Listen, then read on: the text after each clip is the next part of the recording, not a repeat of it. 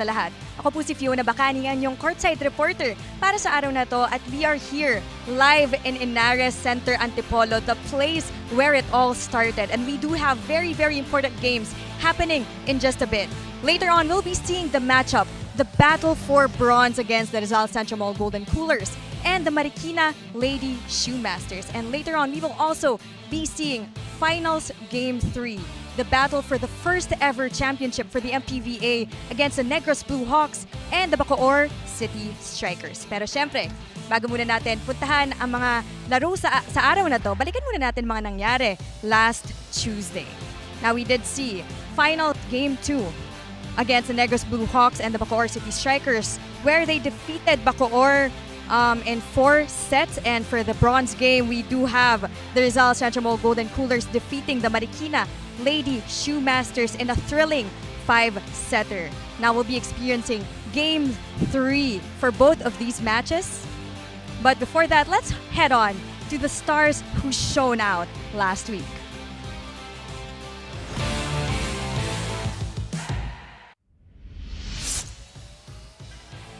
From Imus, Cavite.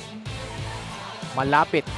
Her first joust at the net is a successful one. Wow, grabe as always. Every time na nasa sub-in itong si Malapit, nagbibigay talaga siya ng quality minutes for Marikina.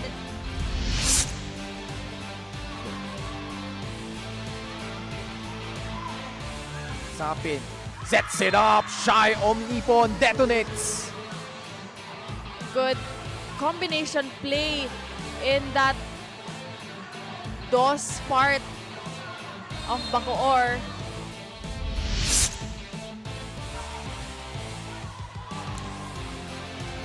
Chance here for Rizal again.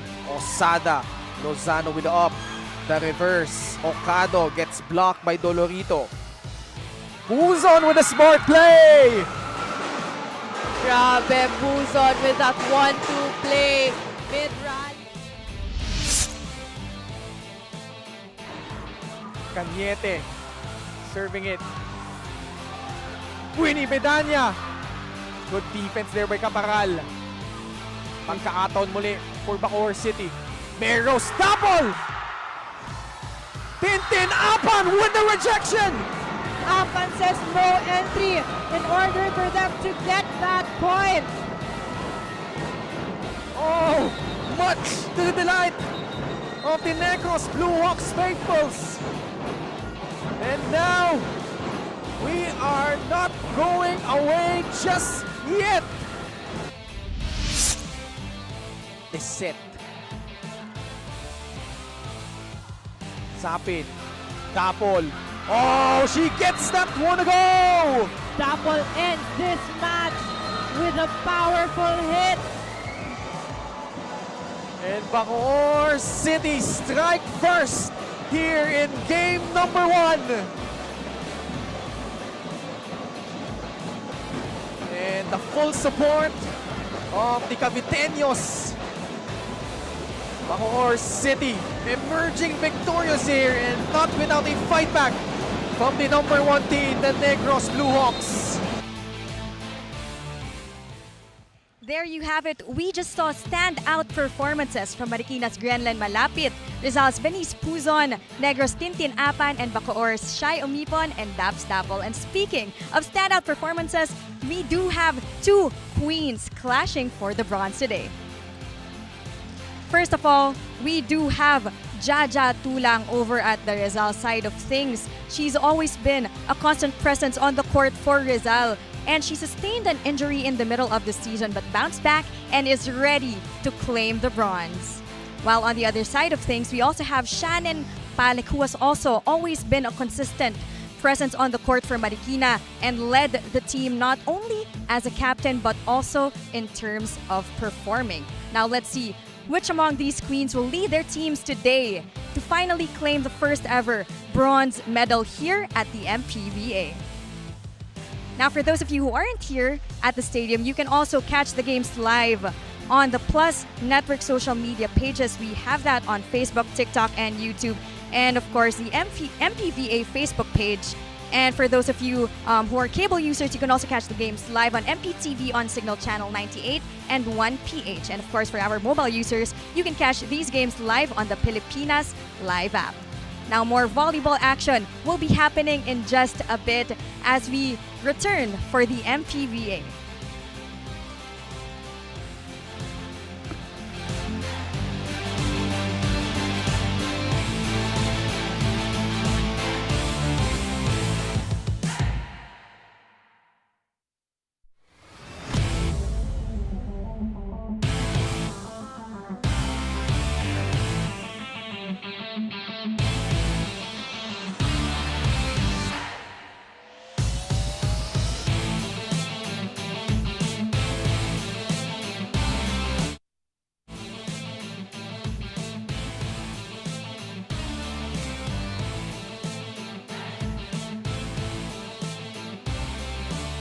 And Bacoor able to strike.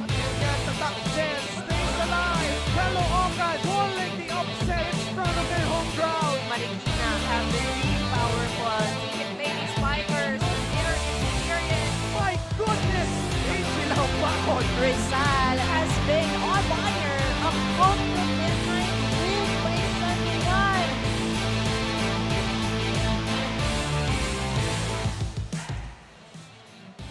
4 days to go before Christmas, and now it's the last game day of our Maharlika Pilipinas Volleyball Association. We've got 2 outside hitters trying to end their stint on a high note. Faith de Guzman for the Rizal Xentromall Coolers going up against Justin Rebleza and the rest of the Marikina Lady Shoemasters. Nandito po tayo ngayon sa Inares Center in Antipolo City. Hello everyone who's watching us live.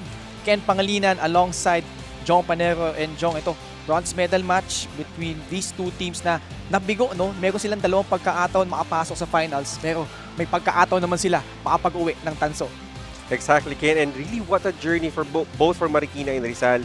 At nagbabalik na tayo dito where we first held the very first game of MPVA, and Marikina being the bottom half of the standing, able to withstand all the challenges, and now facing Rizal, one of the toughest teams we have here in this tournament. But by the end of this game, only one team will be on top of the pedestal to bag the bronze medal.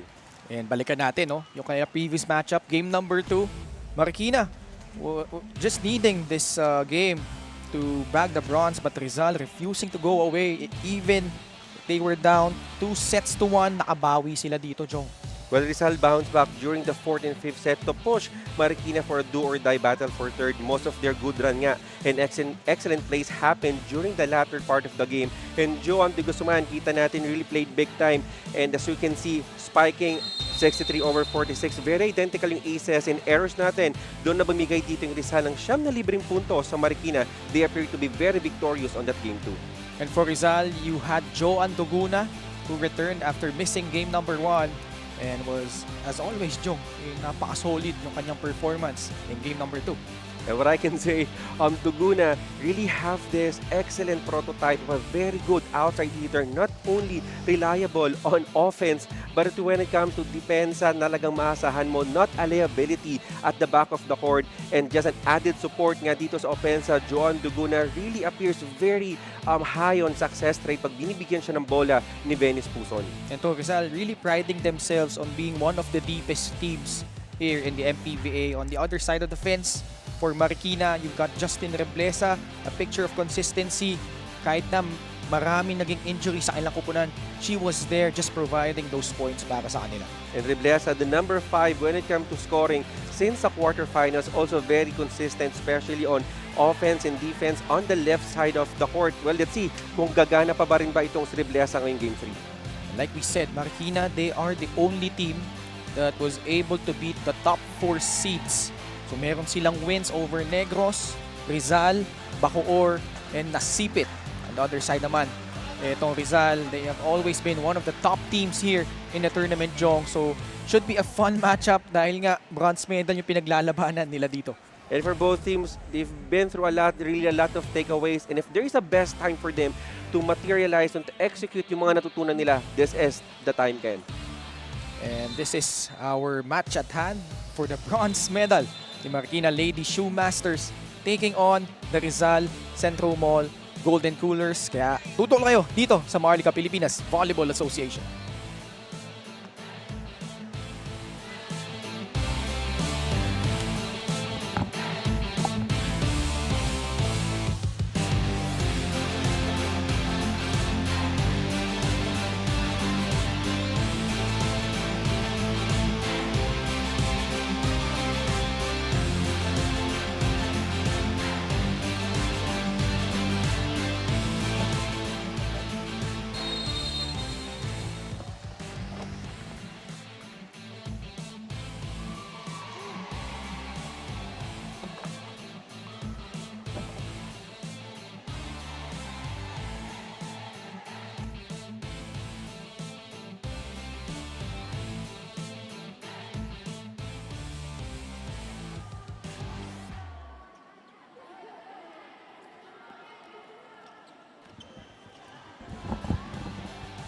Starting 6 for Marikina, Shannon Balek, Joy Onofre, Melanie Torres Romero, Justin Rebleza, Seth Niegos, Vera Guillema. And kaya starting libero is Alyssa Eroa. On the side of the Rizal Xentromall Golden Coolers. Medyo ito yung parang home team nila, no? Home court here at the Inares Center ng Antipolo. Hiro Osada, Jonah Dolorito, Minmin Puzon, Stacy Lopez, Joan Laguna, Jaja Tulang, and Angelica Del Guzman. Ang kanilang magsisimulang libero dito sa ating game number 3.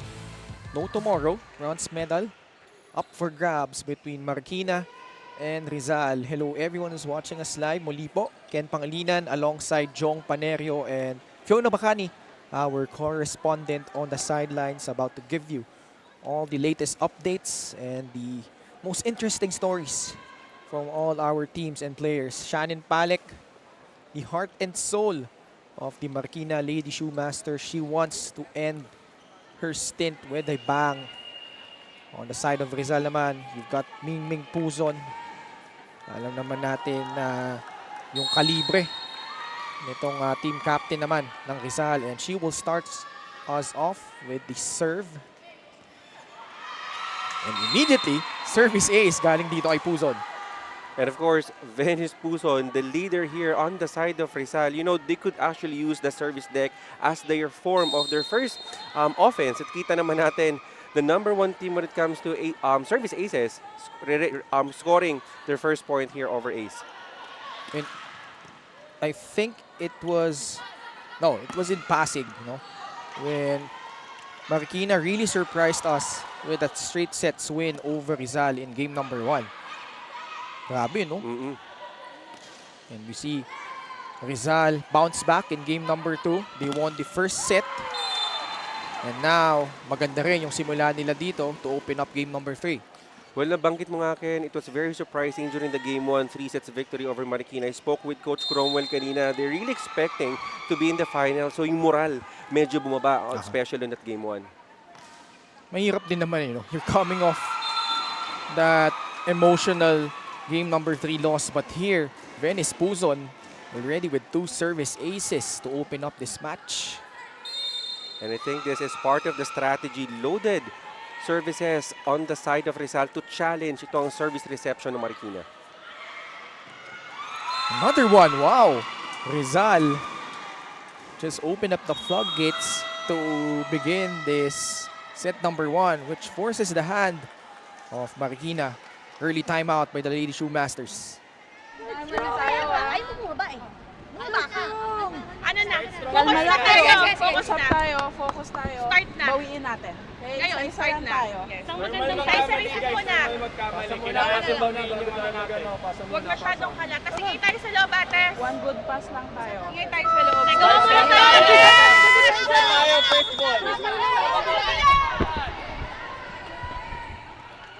At this early part of the set, kita natin that Marikina Lady Shoemasters kind of moving very tight here, and they really need to solidify and to strengthen yung service reception nila. Nabanggit nga dito ng coaching staff that they really need to pass in order for Guillema to orchestrate an offense for Marikina. And we're seeing some people already flocking in. You'd see that middle portion of our screens later on. We'll have that game number 3 winner-take-all match between Negros and Bacoor. But first, Marikina finally striking back, getting their first point. Of course, as expected, Guillermo will always activate first their number one option for attacks, Justin Reblesa. Well, let's see if yung momentum dito ni Justin Reblesa will go and will continue all throughout this game. And the journey din, no? With Justin Reblesa as Guillermo. Siya rin naman, no? Center ng Marikina, hindi rin papauli. Mayroon din siyang service ace para sa Lady Shoemasters. And I think aside from our matchup of our wing spikers, magandang matchup din dito, Guillermo versus Puzon. After NCAA, nandito sila ngayon here in MPVA again to showcase their talent. Obviously, Puzon from LPU still has playing years left. Dolorito as well, drilling that one home for Rizal. And what's really good about not only for the outside hitters of Rizal but as well as for Marikina, equally matched, napakagaling ng mga outside hitters, not only in offense but when it comes to depensa and yung discartes above ng net, maasahan mo talaga yung mga outside hitters natin dito. Jonah Dolorito, yung kwento nito, no? Before she was able to play in her rookie year back in NCAA season 97, nung pandemic, nagpasa yan ng audition tape. Pero ano lang, talagang yung audition niya was just online, as we saw there. Joy Onofre first with that hit for Marikina. And one of the clear advantages here for both squads, especially for Marikina, is Joy Onofre and Sidney Niegos. And I like how Guillermo activated as early as now yung mga middle attackers niya to set the tempo of the game. Good dig there by Rebleza. Going back to Dolorito, no? Yung audition niya was just online. Walang mga training noon dahil pandemic, as Rizal commits a net touch violation there, much to the chagrin of Coach Cromwell Garcia. Yun ang nangyari, Jong, no? Na ito nga, si Jonah, yun lang. And then she just sent clips nung naglalaro siya sa kanilang mga barangay, ganyan. And she was able to carve out a role here para dito sa Rizal and also sa kanilang mother school na LPU.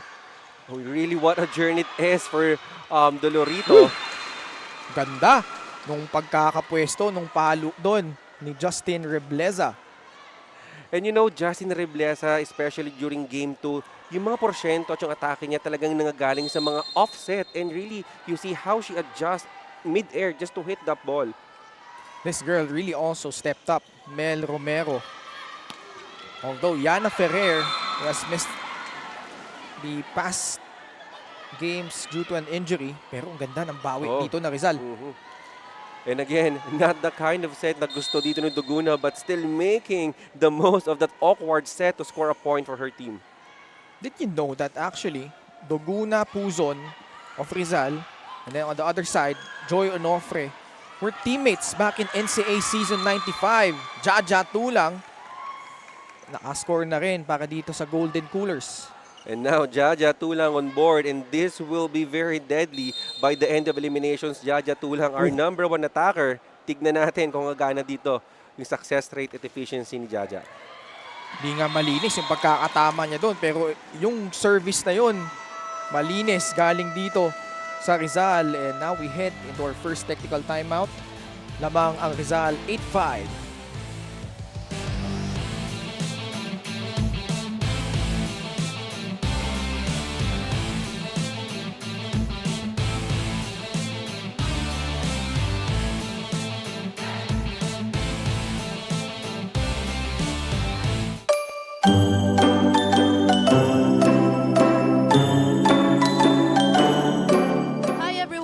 Shannon Palek po, on behalf of Marikina Lady Shoemasters, binabati ko po kayong lahat na maligayang Pasko at manigong bagong taon. Maging masaya tayo kasama ang ating pamilya.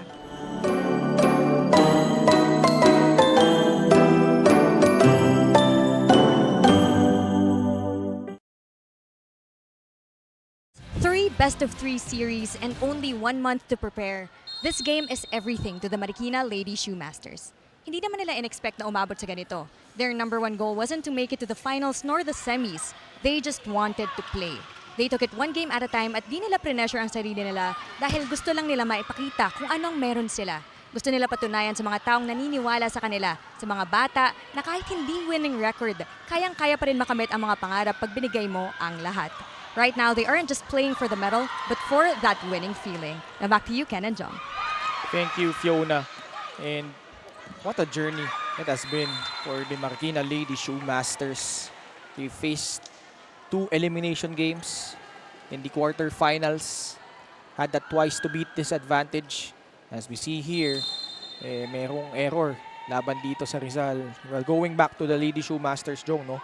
And then, nung semis, ginulat nila yung Negros nung game number 1. Although they fell short, nandito sila ngayon sa bronze medal match. And ito rin, went the full route, game number 3, para sa bronze medal. And for Marikina, actually, there's really nothing to be ashamed of. I know that Marikina is really so proud with them. Pang ilang service ace na yun, Jong? I think that is the 4th. Yeah, I think the 5th service aces Pang here lima na, no? on the side of Rizal. Imagine, half of your points coming off those service aces to open up this set number 1. And I think this really part of the strategy. They know that yung weakness dito ng Marikina is yung service receive and no other better way to challenge that but, you know, kargahan mo talaga yung mga service mo on the service deck. You know, I find that really bizarre na weakness ng Marikina yung kanilang service receive because they've got Alyssa Eroa on the back row. As we see here, this hit coming from Joan Doguna once again. Meron silang Eroa sa likod. Tapos katabi din niya dyan si Romero. Si Romero was a former libero for the Lady Blazers. Yet, they're still having a hard time getting those first balls. I'm about to say, Ken, but I think communication is also a factor. May mga times talaga nagtitinginan itong Marikina on who will receive that ball. But let's see if they can work that weakness here in the Game 3 of bronze medal. We've got a good rally going on so far. Justin Rebleza kills it. Galing dito sa Marikina. And now, good ball there coming from Justin Rebleza. But let's credit, you know, half of those points dito kay Melanie Torres on that incredible defense sa likod. Perfect set of the set brought to you by Extreme, the one-stop shop appliances. 7-11. Guillema sa gitna. Niegos. Joust at the net. Sid Niegos scores for the Lady Shoemasters. And now, for sure, that Sid Niegos, well-timed block will surely be a challenge here on the side of Rizal. You really need to be extra crafty pag umatake ka dito para maiwasan nga itong mga mahabang arms ni Sid Niegos. Back-to-back points from Marikina after trailing by 5 earlier. Good net defense there by Rizal. Puzon. Binigay kay Doguna. From the back was good defense din. And that sets up that attack from Justin Rebleza. And now Justin Rebleza is the leading scorer we have here, both for Marikina and Rizal. But what an incredible reception and digging we see right now coming from Melanie Torres. Down to a 2-point lead. Guillema gives it again to Justin, but she's unable to get that ball across. Medyo mababa na yung contact doon ni Justin Rebleza when Guillema tried to set that ball to her. Stopping that 3-0 run by the Lady Shoemasters, Joan Doguna. Itong batang ito, daming dinaanan na eskwelahan. Ito si Joan Doguna started with Livingstone International School. And then, nung grade 11, she transferred to Bacolod Taytong High School.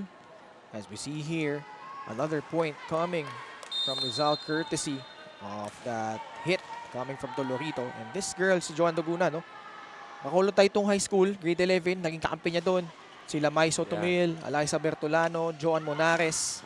And then, grade 12, transfer siya sa STI West Negros University.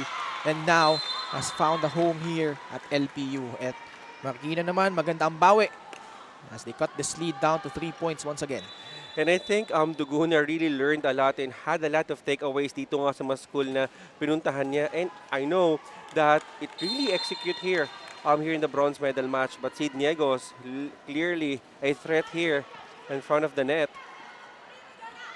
Dolorito is at the front row. Guillema Oh, good defense by Tulang. Guillema with a rare hit. Oh. And you know, it is really an extra threat talaga, especially when your setter can also do an offense. And kita mo very quick on that response, Vera Guillema on that 1-2 play. Papaisip tuloy ako, unang puntos ba niya yan galing sa atake? And now a service ace coming from Justin Reblesal. This is down to a 1-point ball game. What a turn of event here. At the first part of this first set, kita natin Rizal medyo naging tight yung galawan nila dito. And Marikina really moving so loose here, scoring consecutive points for their team.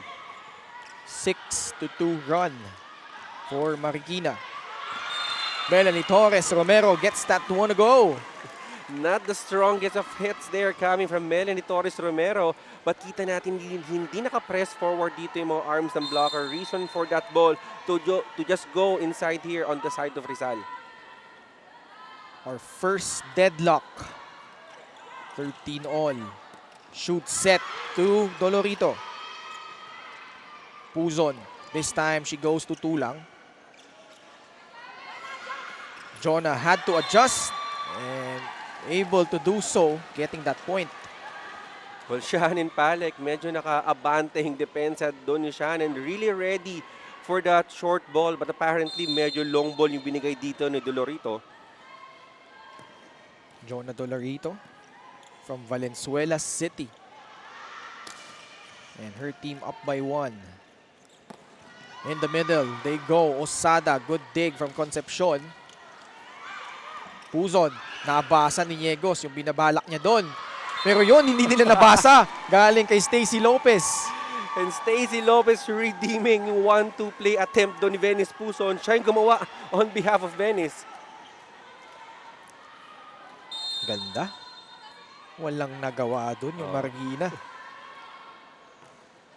Back-to-back points for the Golden Coolers. Oh, that's a good attack from Sid Niegos. Well, it is not every day that we see Sid Niegos attacking on the opposite side. It only shows yung versatility dito ni Sid, mapa-opposite or middle attack. Really, she can always time that ball really well. Just a quick hit. Sid Niegos. And a good serve. Chance ball for the girls in blue. But, Rebleza, medyo nagka-problema siya sa first ball doon. They get it back. Onofre scores. The success rate here of the middle blockers on the side of Marikina really be a factor here. For them, kita natin, napakataas ng porsyento. Niegos, the combo of Niegos and Onofre. That serve sails out. And Rizal will now cling on to a 1-point lead, 16-15 as we head into our second technical timeout.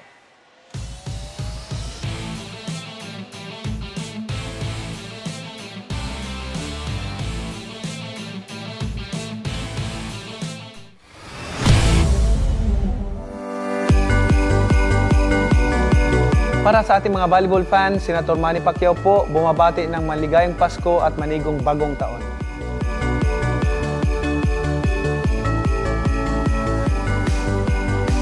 Habang ini-enjoy natin ang panahon kasama ang ating pamilya, huwag nating kalimutan na Jesus is the reason for the season. Salamat po sa inyong suporta sa Maharlika Pilipinas Volleyball.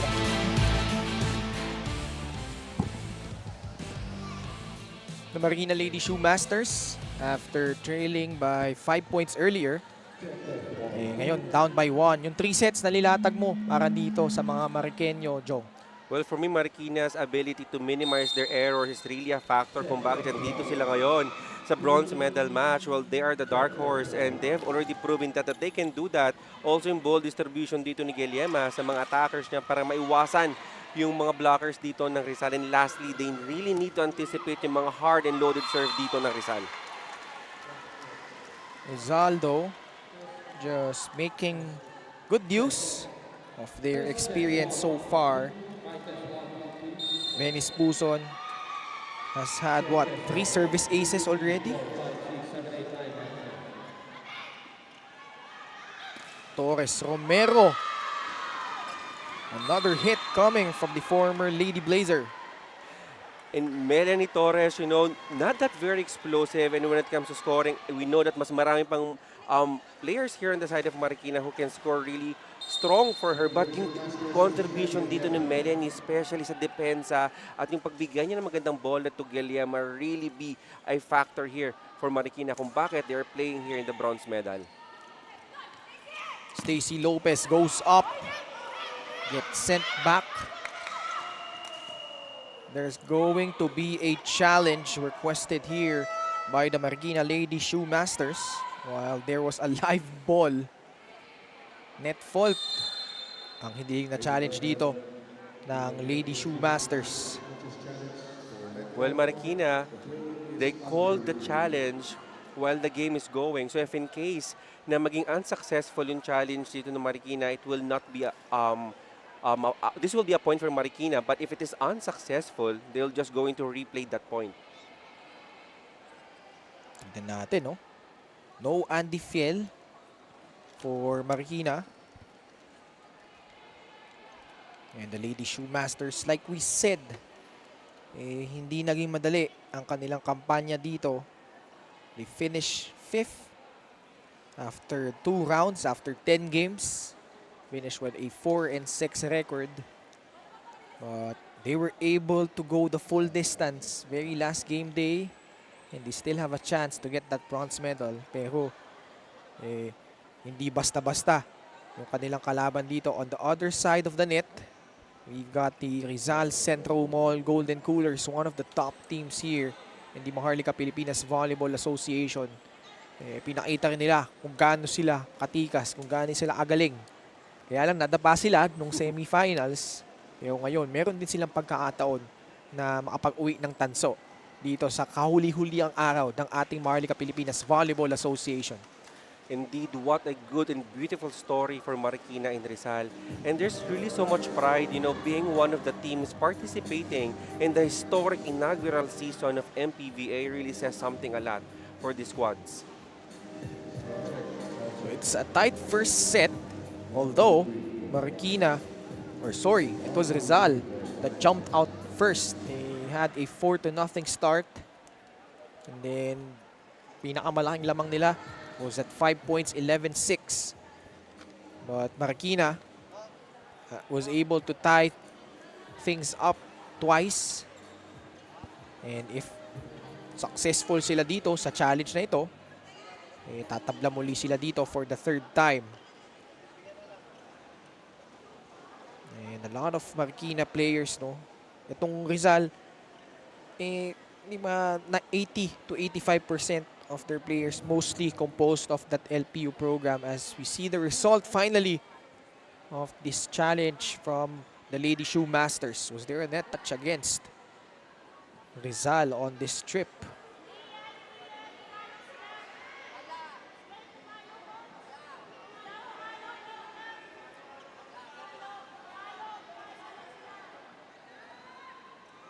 This took a long time to develop, and we're still awaiting the result. I believe there's none. Ang tanong, yun ba talaga yung tinitignan na violation, nitong Marikina? Because remember, the play was still going on. Yeah. Biglang humiling sila ng challenge dito. And we've seen several transitions before that. So they need to clarify that here over to our staff on which play yung china-challenge talaga dito ng Marikina.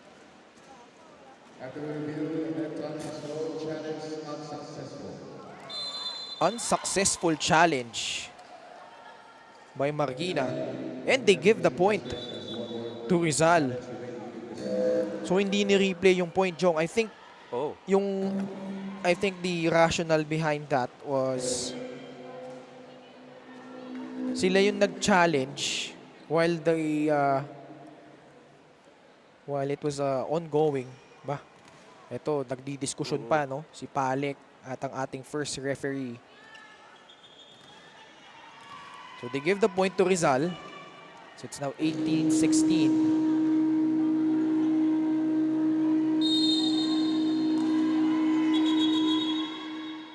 They're still sorting things out here. Meron tayong mga technical difficulties. Coach Cromwell Garcia, certainly not a happy man right now. Dahil nga, medyo nagkaroon na silang momentum dito. Medyo naantala eh. And you know, in this game, momentum is everything. The first team talaga na makakuha ng momentum would really take that bronze medal. Guillema sends it over. Togunaw, again, good defense by Marikina. But another free ball for the Golden Coolers. They go middle to Osada. Guillema, binigyan. Ito si Shannon Palek and she delivers. Shannon Palek, extra muscle on that spike considering that yung mga middle attackers and blockers dito ng Rizal already anticipating na sa kanya yung pupunta yung bola but was able to split that block and score here a point for her squad. Good serve. The up by Eroa. Si Reblesa ngayon ang papalo. Puzon tried to set up Osada. Boguna will try. Eroa able to put that one up. Osada with a quick hit. And Osada already on board here for Rizal. And kita natin, very good communication there between Puzon and Osada on that big quick attack. 19 serving 17. Hiro Osada from Davao City. Nagkatapatan dun si Onofre at si Tulang. Eroa binigay kay Rebleza and she connects. Justin Rebleza making it look like very easy but the angle that Justin Rebleza took, it really take a lot of, you know, yung angulo at yung pag-twist talaga ng arms mo, you really cannot take that in one practice. 1 point lead. Aba, nakahanap ng puwang sa likod si Jaja Tulang. Jaja Tulang recognizing that empty spot there at the back end ng court dito ng Marikina at medyo late na nga doon si Onofre to defend that ball. They go middle, Niegos. Oh, what a play! And Venice Puzon couldn't believe herself. Yeah, the magic of Venice Puzon really works on that 1-2 play. We've seen so many times na ginawa ni Puzon yan, still very successful sa mga 1-2 plays niya. 4 points agad si Puzon dito. Oh, that was a good rejection coming from Jaja Tulang. And Jaja Tulang, well-timed that Justin Rebleza's attack. And this is the problem of Marikina, especially in the game 2. Pag pupunta sila lagi kay Justin Rebleza, na-anticipate na dito ng net defense ng Rizal. Joust at the net. There's an illegal attack against Marikina. I think, Ken, because Vera Guillema is nasa back row na siya. Another timeout requested by the Lady Shoemasters. Now down by 5 points. Kailangan natin iangat yung service nila para makagawa tayo ng magandang Uy, last game na to. Depensa naman ang pakita Walang natin. bababang bola. Okay? First ball muna. Tara. Siya lang po. Umpisa natin sa first ball. Wala silang taas tayo ng bola. Arla, yung ano natin, coverage Galaw mo natin. yung paa mo. Galaw mo yung paa mo. Papabayaan po First ball nga muna sabi dito ni Sid Niegos. Well, Concepcion really nabasahin talaga ng mabuti dito yung services ng Rizal because we know exactly what Vera Guillema can do. One of their clear advantages here is that yung good pass nila can surely be an activation para sa mga middle attackers to score a point there for their team. Alam mo, Jong, bihira natin marinig ng ganyan si Sid Niegos. And that's an outside hit coming from Marikina. And now it's set point for the Golden Coolers. Guillema goes to Rebleza. Jaja Tulang puts that one home. And Rizal takes care of set number 1. And you saw there, Jaja playing the middle blocker position, delivering once again. 25-18, Rizal prevailing in the first set.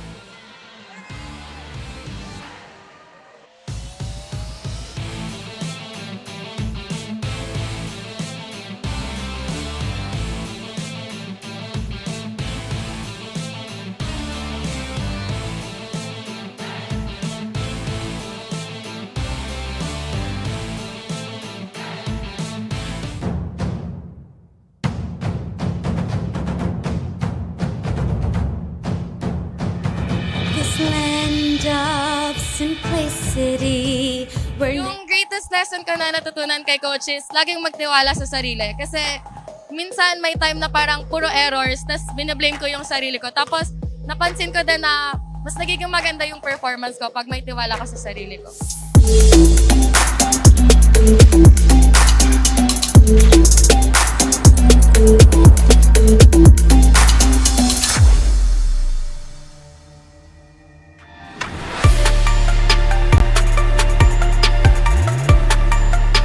Hello everyone, I'm Gila May Malapit, middle blocker of Xentromall Golden Coolers.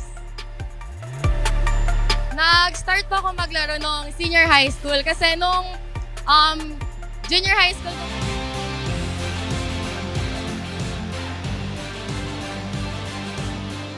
Set 1 belonged to the Rizal Xentromall Golden Coolers, winning this one over the Marikina Lady Shoemasters 25-18. This is game number 3 of the bronze medal match between these two teams. And Rizal setting the tone. They went up 4-0 and then naging 11-6 yan, but Marikina was able to tie this set on several occasions before that strong finishing kick by Rizal. And ito nga yung loaded services ng Rizal, especially in the Puson, really disable Marikina service receive and not allowing Guillermo to create a play. But nakita natin sa kalagitnaan when Marikina able to work out their service receive, nagkaroon ng magandang pasa at nagkaroon dito ng puntos for Niegos and Onofre.